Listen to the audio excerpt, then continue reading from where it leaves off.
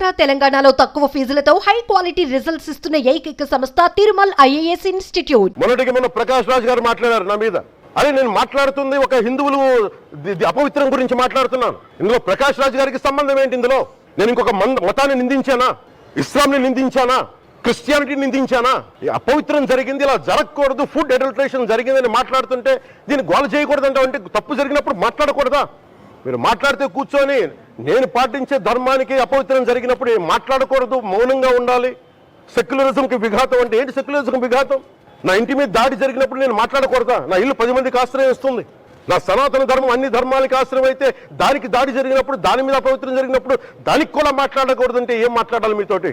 Prakash Raj garu, you have to learn your lessons. I respect you.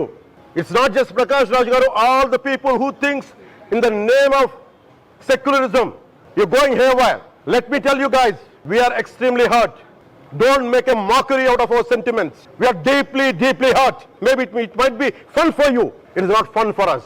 It's a deep anguish, deep pain. Don't you ever forget. Before you come and think 100 times and say, talk about Sanatana Dharma. Enough of this.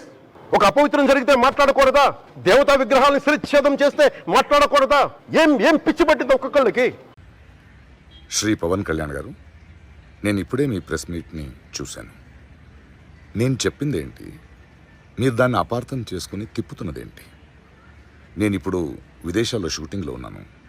30వ తారీఖు తర్వాత వచ్చి మీ ప్రతి మాటకి సమాధానం చెప్తాను.